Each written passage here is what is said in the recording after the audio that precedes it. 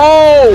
The tower, with scores of Goth warriors still inside, is incinerated. Oh! Oh, wow. All right. Belisarius The Last Battle. 544 AD.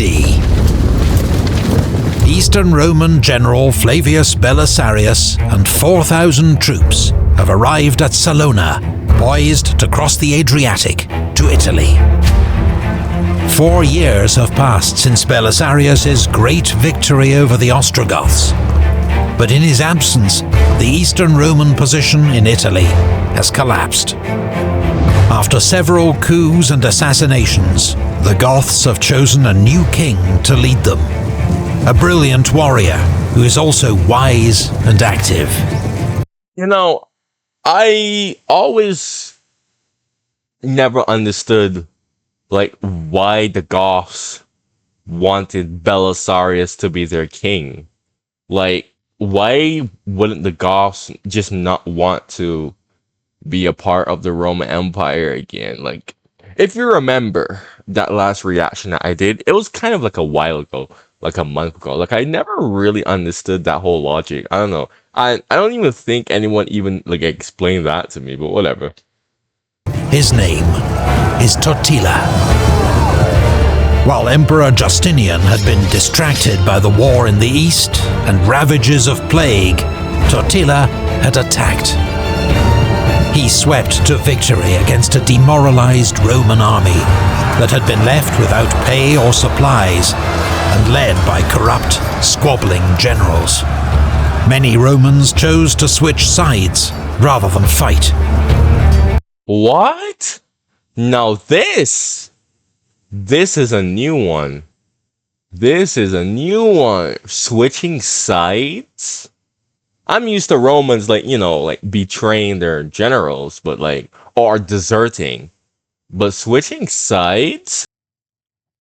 Much of what Belisarius had achieved in 4 years of campaigning is undone. Only Rome and a few other cities and ports are still in Roman hands.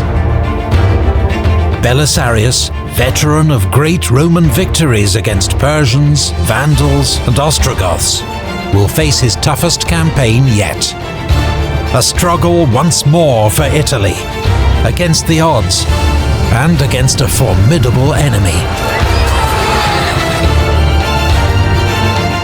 The Last Battle. Didn't Belisarius get into Hispania? I want to see how that happened. Belisarius seems to face an impossible task. With just 4,000 inexperienced troops, he cannot risk facing the Goth king Totila in battle. For the time being, he must remain on the defensive. He has an early success when he is able to relieve and resupply the garrison of Dryas, which had been on the point of surrender. Okay. Then he moves his force up by sea to Ravenna. But Belisarius finds that every move he makes in Italy to reinforce a garrison or extend Roman control is hamstrung by a lack of troops, supplies, and money. Yeah, dude, I was gonna say, 4,000 troops. 4,000, that's not a lot. That's not a lot. I mean, this is what? The 6th century? I'm actually kind of shocked. But freaking allergies, man. But I'm kind of shocked that the numbers are extremely low for 6th century standards, quite frankly. He sends his old rival, John, nephew of Vitalian, back to Constantinople with an urgent appeal to the emperor.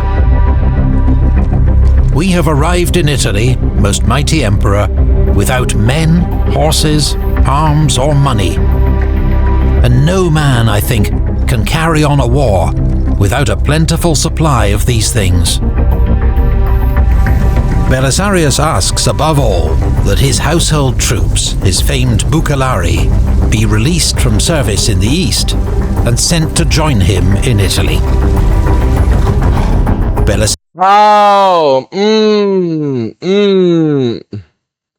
But Justinian was still dealing with the Sassanids.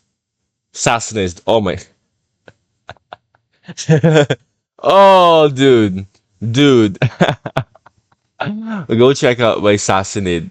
I think that was like part 4. Go check out that reaction. I think that was like the best reaction from the Belisarius series. Oh man. Oh dude. The Sassy Empire. Sorry. Belisarius withdraws to Dyrrhachium to await the emperor's reply. Totila, meanwhile, tightens his grip on central Italy, and in late 545, he advances on Rome. The Eternal City is held by just 3,000 Roman troops, commanded by Bessas. For months, the Goths have been intercepting supplies sent to the city. Civilians are already starving. The garrison will be next. The city cannot hold out for long. A few months later, John rejoins Belisarius at Dyrrhachium with some reinforcements. But not for the first time, the two generals disagree about their next move. Oh my gosh, you have got to be kidding me. This again? Oh, they're still quarreling with each. Oh my gosh, dude. Really? Like now is not the time for that. John wants to cross to southern Italy and march overland to Rome, a journey that could take 40 days. Belisarius thinks they'll be too late to save the city. He wants to get troops and supplies there as fast as possible, which means sailing directly to Portus, a 5-day voyage in favorable winds. This is common sense here. What are you doing? Why does my man want to freaking... What? What? Come on. Obviously Belisarius' plan is the better one. John can land in southern Italy, clear the region of Goths, and meet Belisarius near Rome. Belisarius' plan risks dividing his small force, but it may, at a stroke, secure Rome and southern Italy for the emperor. However, his last campaign is to be plagued by misfortune. Oh dear. When Belisarius arrived in Italy, things went wrong with him daily, for he had clearly incurred the enmity of heaven. Belisarius sails for Portus, accompanied by his troops and his wife Antonina. But they are hit by a storm and have to put in at Dryas. Bro, I swear, like, all of these, like reactions that I do, if it's like something with the Navy, not like modern Navy, but if there's something like pre-modern Navy, like there's always a storm. Is it just me, or does a storm always come to like destroy the Navy? I swear I can't be the only one to notice this, man. They are spotted by Goths besieging the port, who send word to Totila. By the time Belisarius reaches Portus a few days later, the Goths are on high alert, ready for any attempt to relieve Rome. Totila knows Belisarius will try to move supplies from Portus to Rome along the Tiber River. So 10 miles downriver from the city, he builds a fortified wooden bridge with towers on each bank filled with Goth warriors. It's a Yo.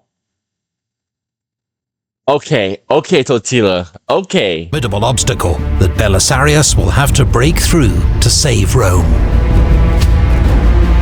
Meanwhile, John lands with his troops in the south. He quickly routs local Goth forces and secures the region. But despite appeals from Belisarius, John refuses to march to their rendezvous at Rome. What? He cites the presence of 300 Goths at Capua, Building your own. who shadow his movements and convince him that he would be marching into a trap. Belisarius can wait no longer. He leaves Isaac in command at Portus, with strict orders not to leave their only secure base for any reason.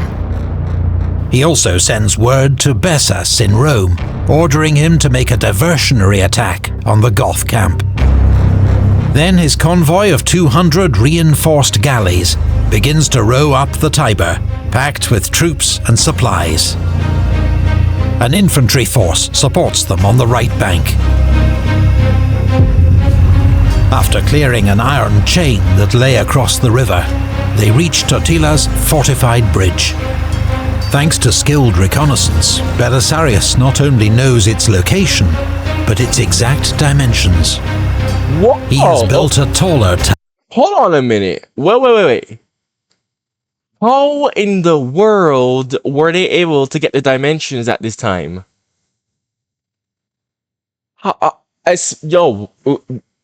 Okay. Now, this is a mystery to me. I need someone to explain that to me, please. Tower, which floats on 2 barges. The Romans push it up to a Goth tower and drop a burning boat packed with pitch and tar on top of it. Oh! The tower, with scores of Goth warriors still inside, is incinerated. Oh, wow. Okay. That is smart, but gruesome as hell. Oh my gosh.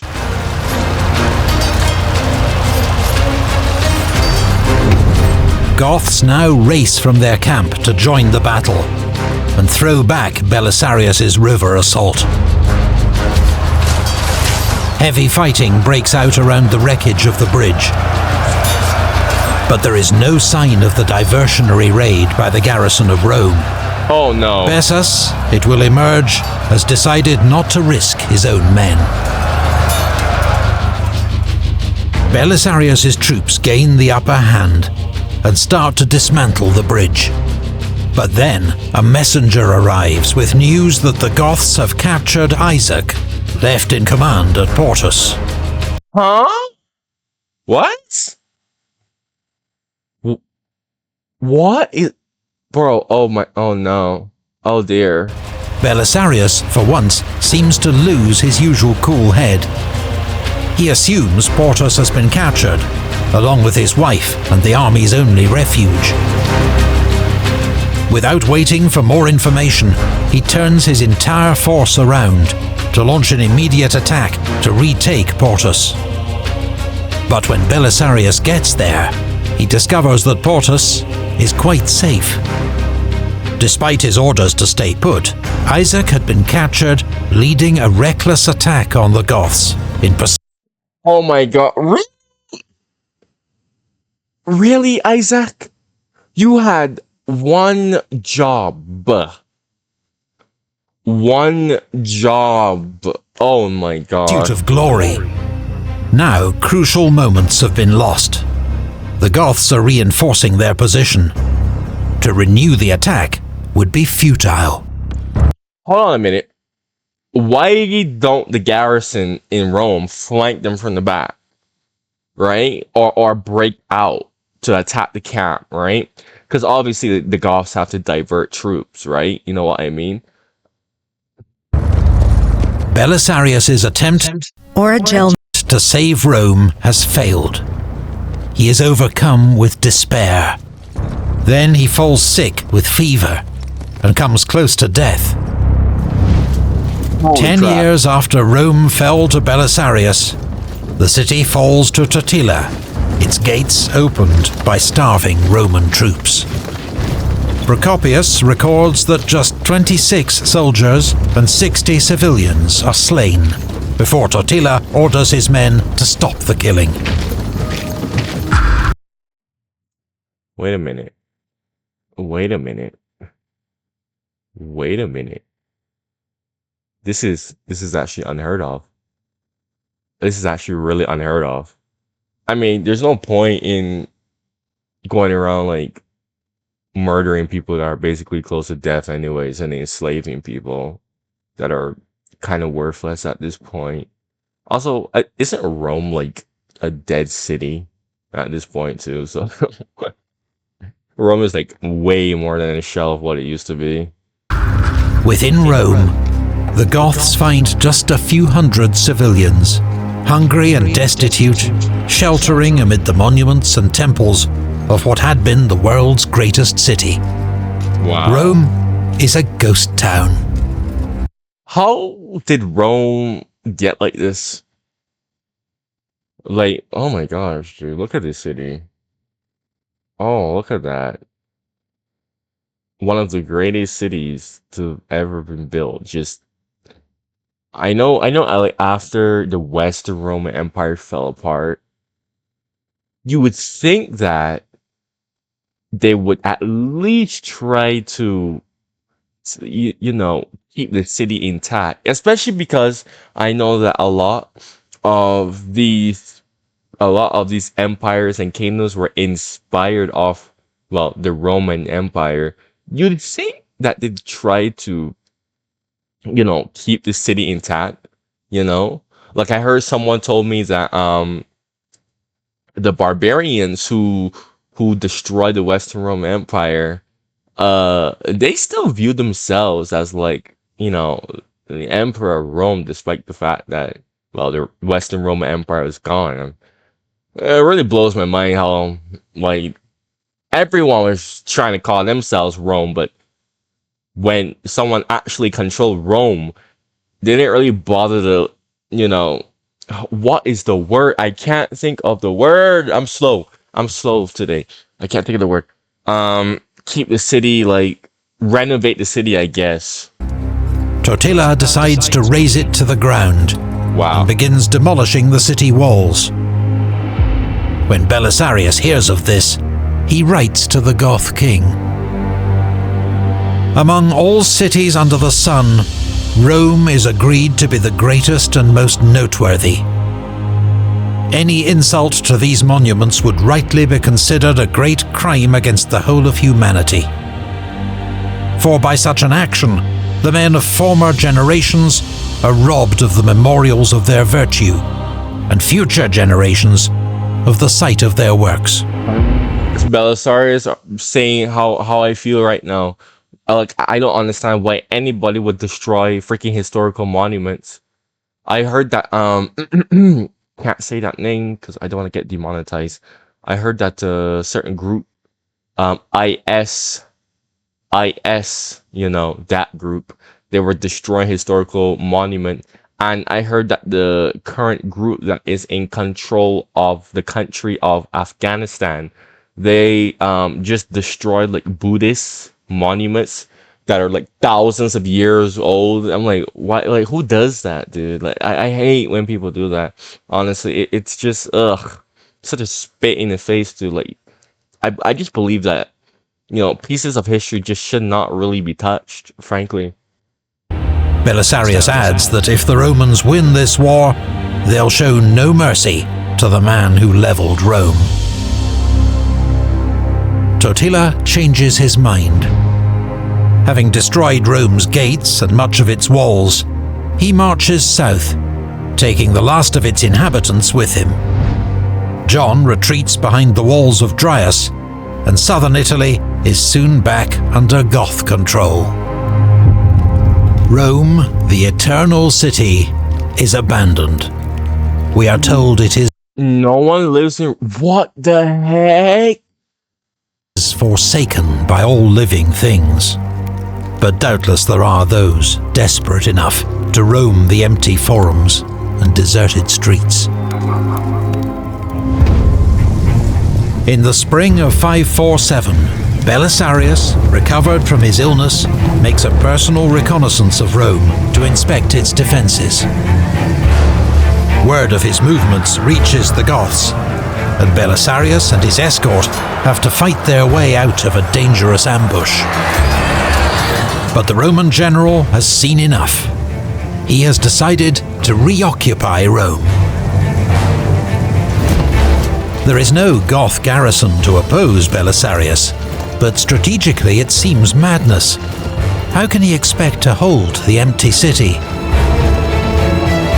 For 25 days, he and his men work furiously to lay in supplies and shore up the city's defences, before the Goths return. Battles of Rome are we gonna have? Oh my gosh. This is so back and forth. How many battles of Rome are we going to have? Jeez, man.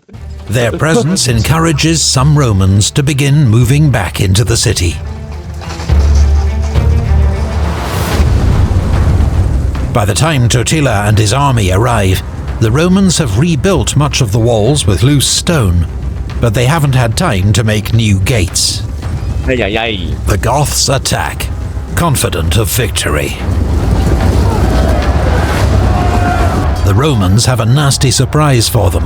Oh. Caltrops spread over the approach routes to maim Goth men and horses. Oh no, that is so nasty. That is, oh yeah, that is really nasty, dude. For 2 whole days there is savage fighting at the open gateways. But Belisarius' men stubbornly hold their positions. A few days later, the Goths prepare to launch another attack. This time, the Romans are so confident, they come out of the city and fight the enemy in the open. Totila's own standard-bearer is cut down. The Goths are routed. Totila, harangued by his own men for neither destroying Rome when he had the chance, nor garrisoning it, withdraws to Tivoli. At last, Roman fortunes seem to be on the rise. There's more good news when Emperor Justinian decides to send Belisarius more reinforcements, around 2,500 men. About time, Justinian, like, come on. Belisarius is ordered to link up with them at Tarentum, before re-establishing control of southern Italy. He sails from Portus with 900 picked men.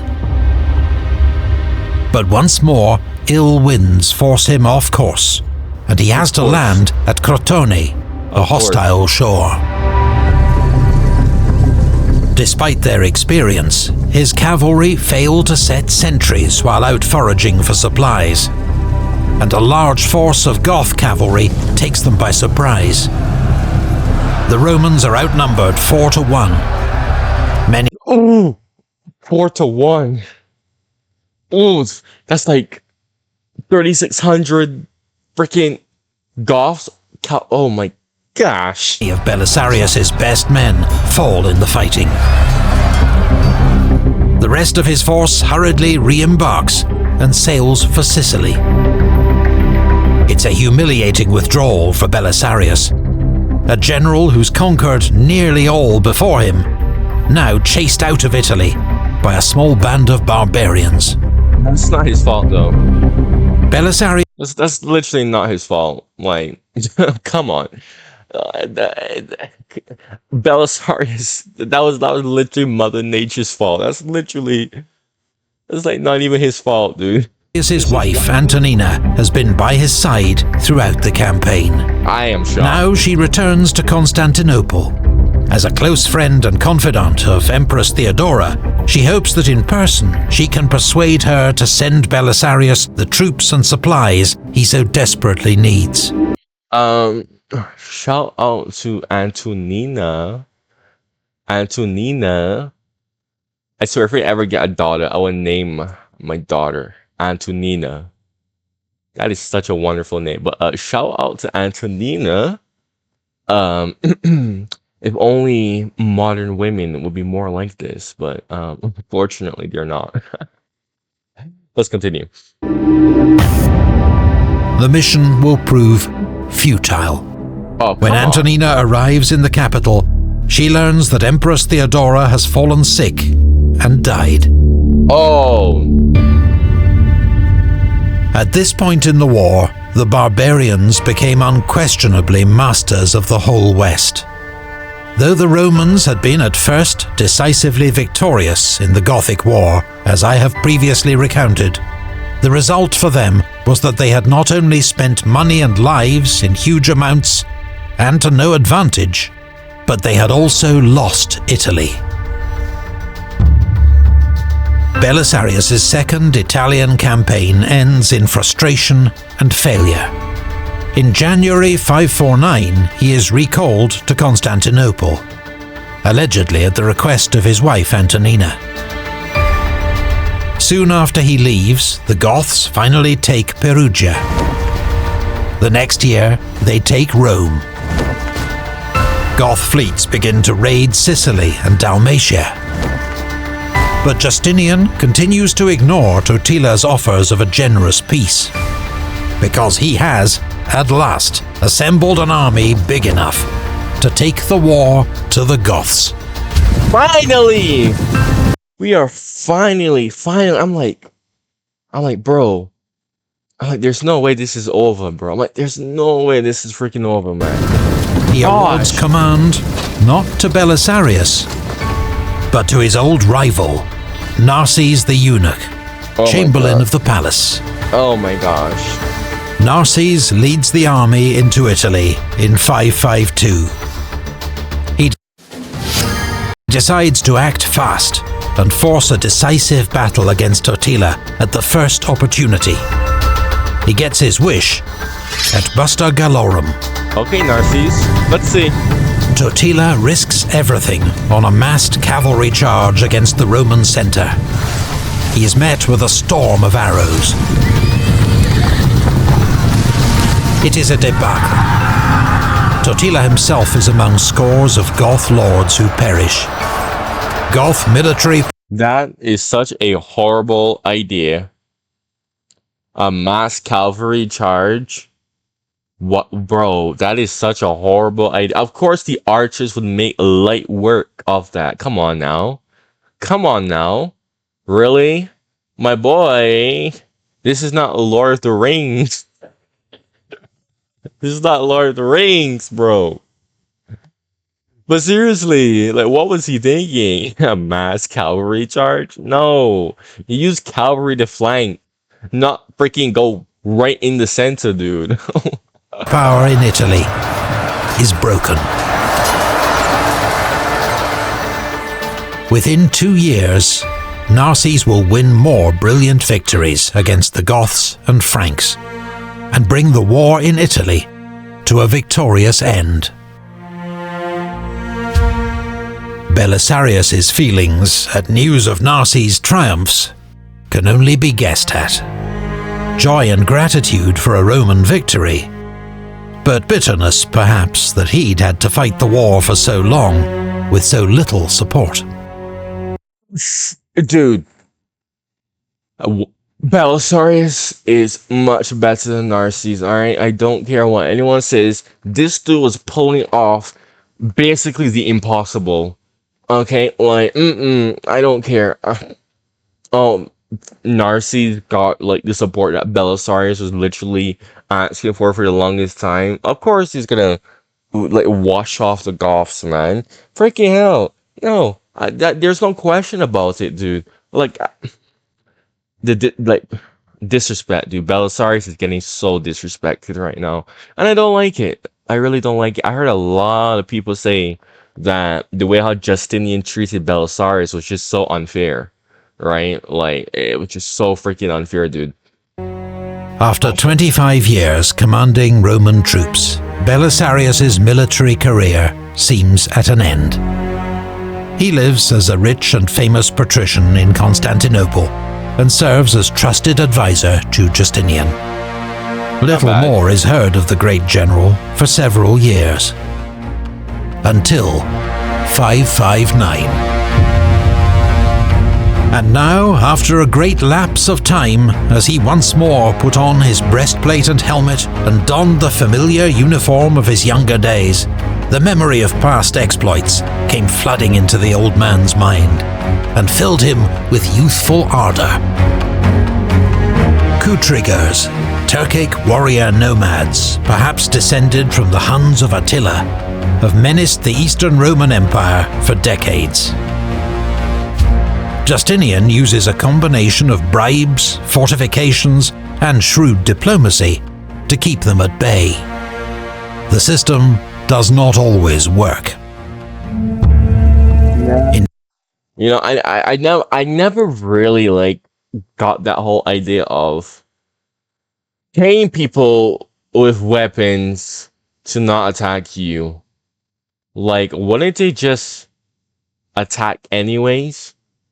Like, like it always blew my mind how many like raiders, warriors, they kind of sort of stuck to that whole principle of, okay, let's not attack as long as we get money. Like, wouldn't it make sense to just take the money and just attack for more stuff? You know what I mean? In 559, their chief, Zabagan, leads the Kutrigers south across the frozen Danube. They split into 3 groups. Zabagan himself leads 7,000 men towards Constantinople. They bypass the outer fortifications, the long walls, which are crumbling and undefended.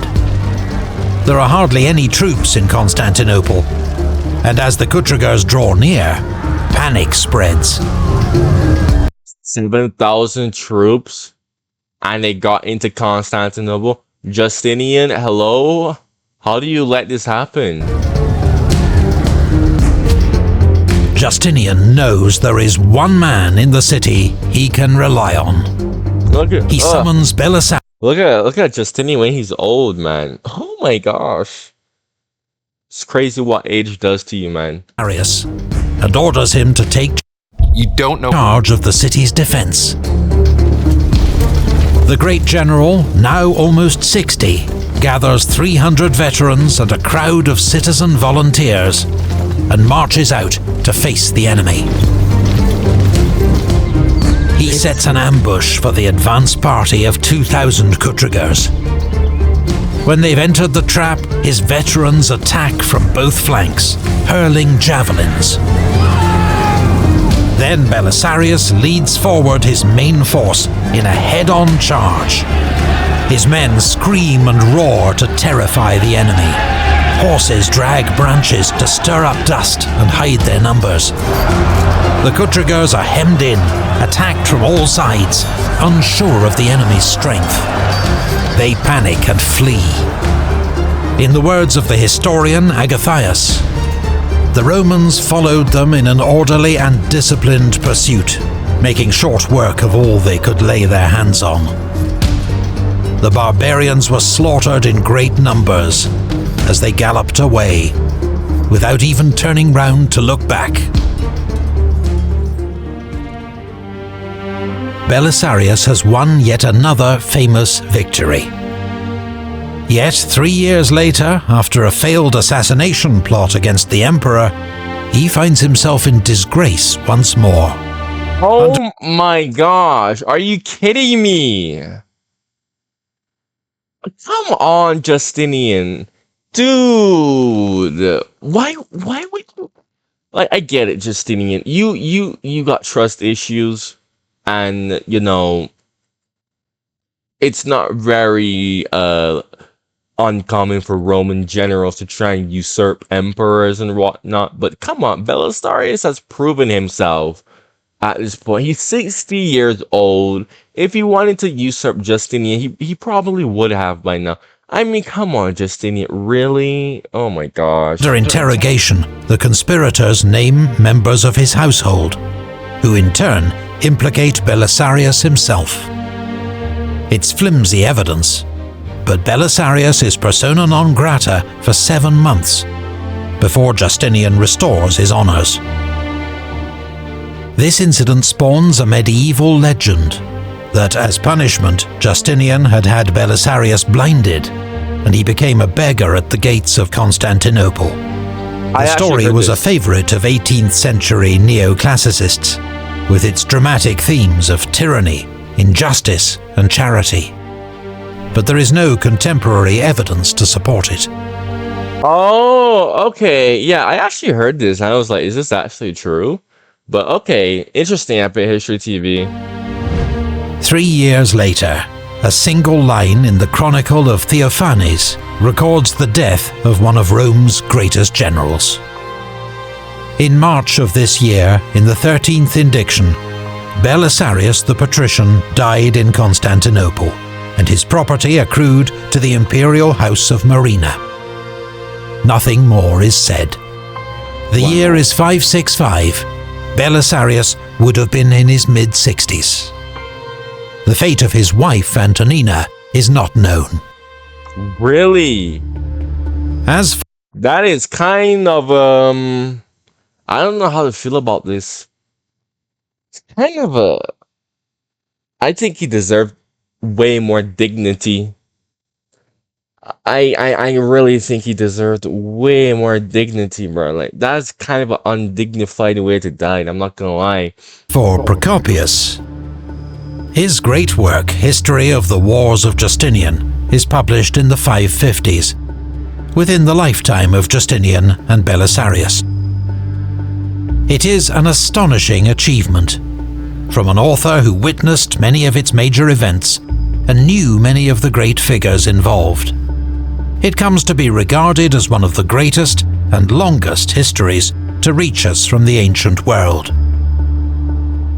But Procopius also writes another account of these times, unpublished in his lifetime, known as the Secret History. In its introduction, he writes, "I have been forced to conceal the real causes of many of the events recounted in my former books. Oh. It will now be my duty, in this part of my history, to tell what has hitherto remained untold." What? Hold on a minute.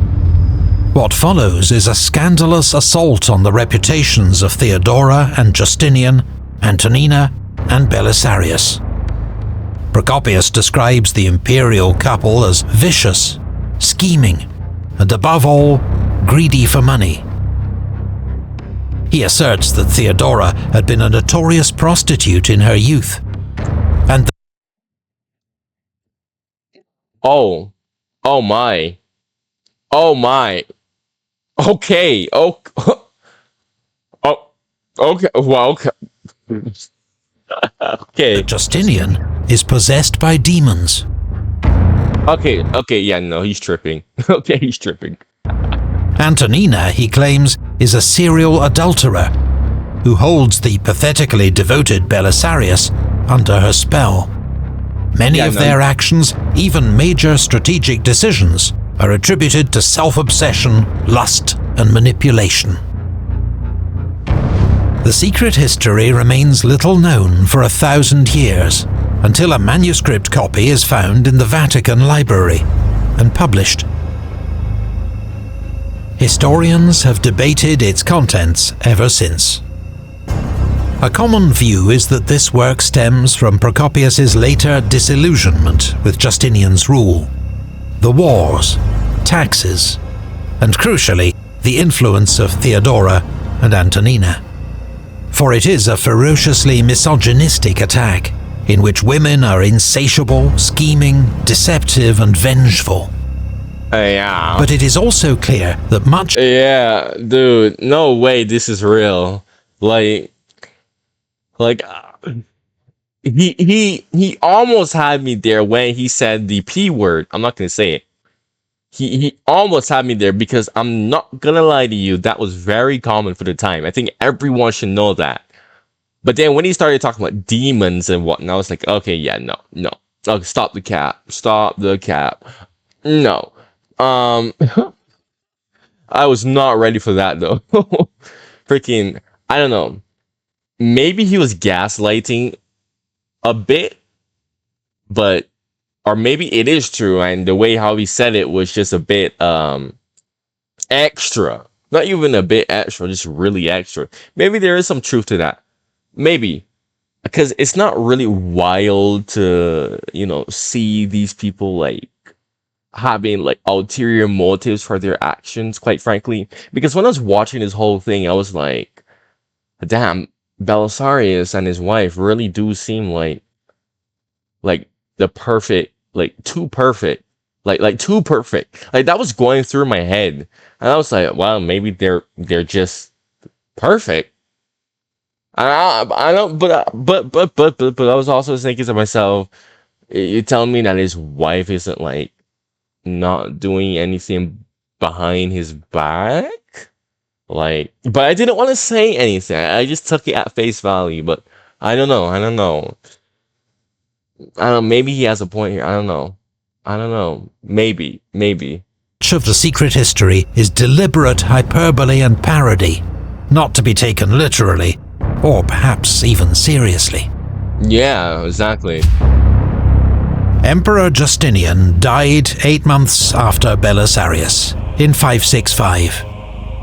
In such an age, to reign 38 years and die in bed aged 83 was itself an astonishing achievement.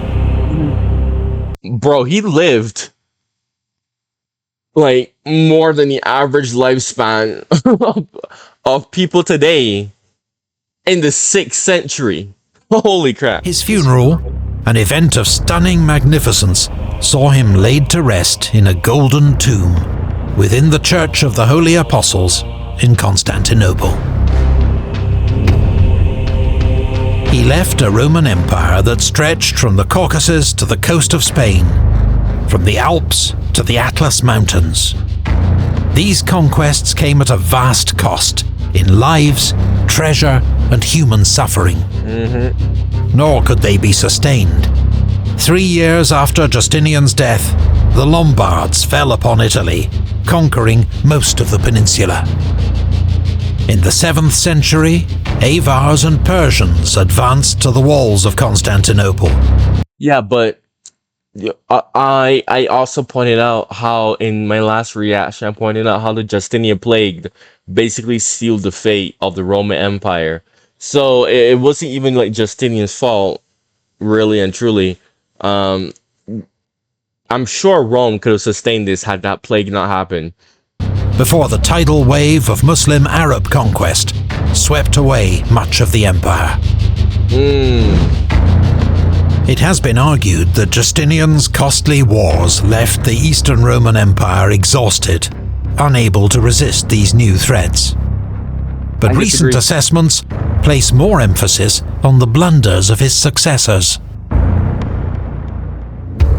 Justinian had been immensely fortunate to be served by one of the great generals of Roman history, even though he did not always repay his loyalty. In all his commands, Belisarius distinguished himself as loyal, intelligent, humane, and decisive. He was a skilled tactician who defied the odds at Dara. He waged a hearts and mind campaign to retake North Africa almost without loss. He liberated Rome and held it in 2 desperate sieges. He has been called the last Roman. The empire would see few generals of his stature again. Yeah, I agree. Except for Basil, the Bulgar Slayer. I think he was like the real last. You know what I mean? Like I think after him, that was when the Roman Empire really like fell apart. like the fate was sealed of the Roman Empire. Anyways, you made it all the way here. Subscribe. If you made it all the way here, subscribe. If you already subscribed, you made it all the way till the end, like the video. You know, helps me a lot. Makes my videos stay on the YouTube algorithm. You know what I mean? If you like what I have to say, check out my other videos on my channel. You know what I mean, man. Thank you for watching another excellent Epic History TV video. And goodbye.